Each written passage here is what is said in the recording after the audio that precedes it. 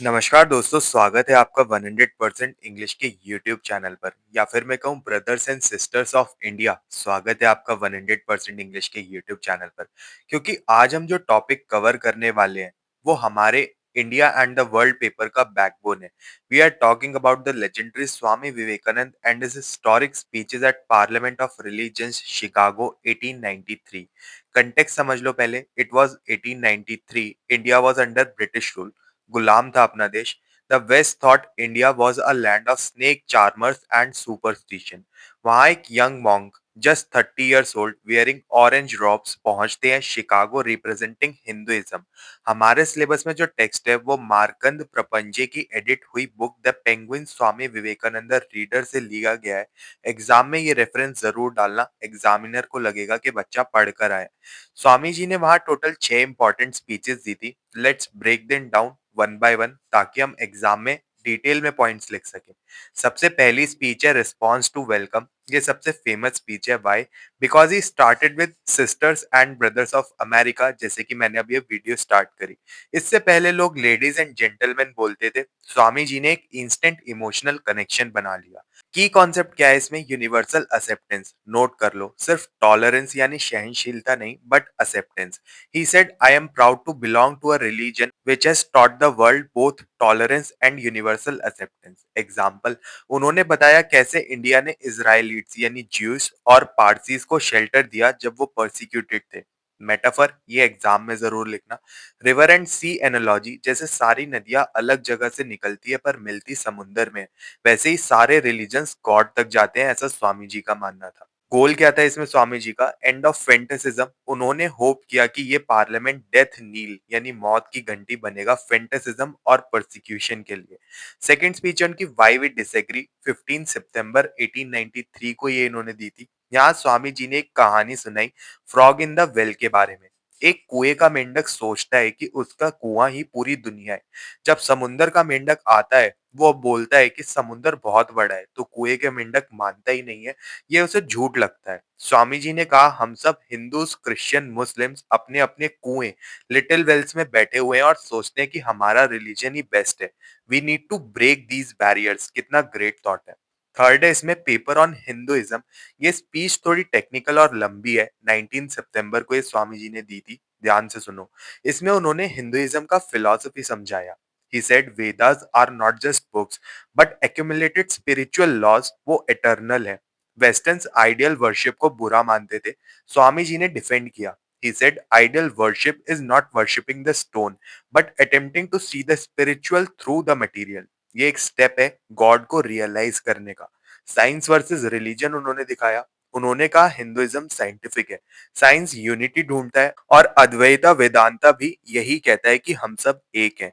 Universal religion एक ऐसा religion जो किसी जगह या टाइम से बाउंड ना हो, जो ब्राह्मण और बुद्धिस्ट, क्रिश्चियन और मुस्लिम सबको एम्ब्रेस करे। Religion not crying need of India. 20 सितंबर को ये स्वामी जी ने स्पीच दी थी। यहाँ स्वामी जी ने मिशनरीज को थोड़ा क्रिटिसाइज किया, बट बहुत पोलाइटली। उनका एक फेमस कोट है, they ask us for bread but we give them stones. उन्होंने कहा इंडिया में लोग भूखे मर रहे हैं। भूखे आदमी को रिलीजन सिखाना उसकी इंसल्ट करने जैसा है। India needs material help like foods and clothes, not religious conversion. Christian missionaries को पहले इंसानियत दिखानी चाहिए, उसके बाद कन्वर्जन कराना चाहिए।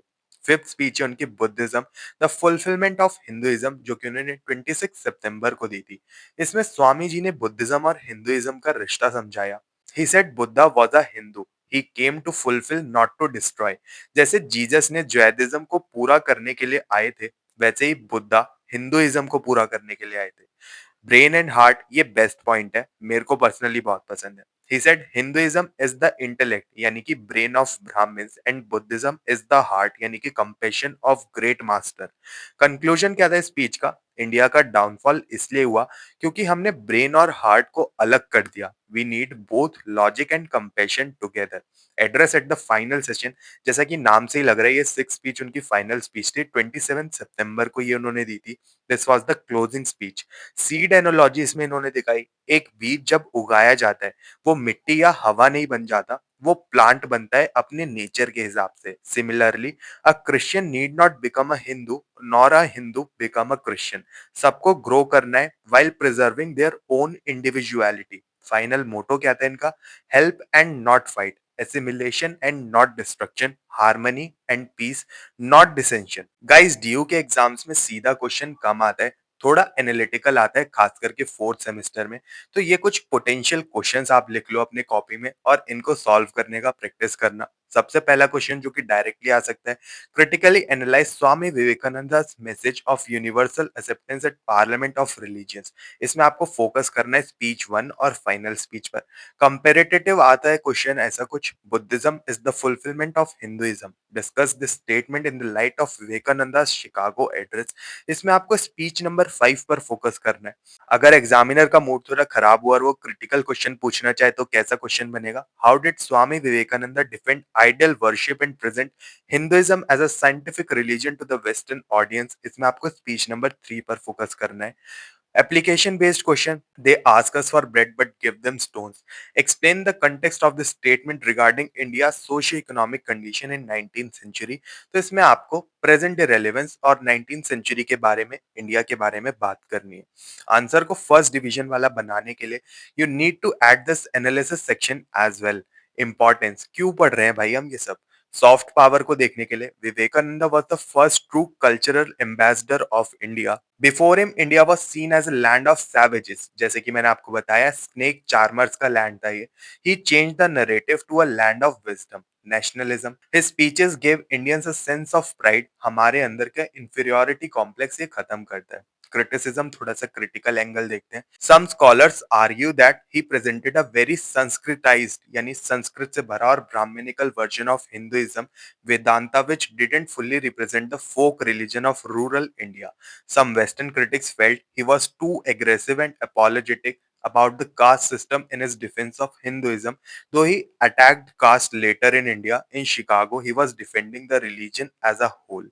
इसका आज की डेट में क्या रिलेवेंस है जो कि आप अपने एप्लीकेशन बेस्ड क्वेश्चंस में डाल सकते हो?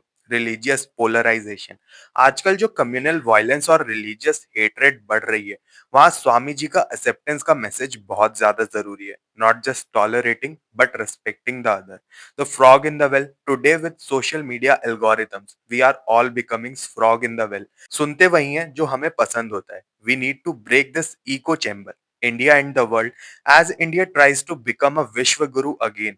विवेकानंदा's model of spiritual globalisation is the blueprint. तो दोस्तों, ये था पूरा ब्रेकडाउन। जब भी आंसर लिखो तो make sure you quote phrases like sisters and brothers, frog in the well, and bread and stones।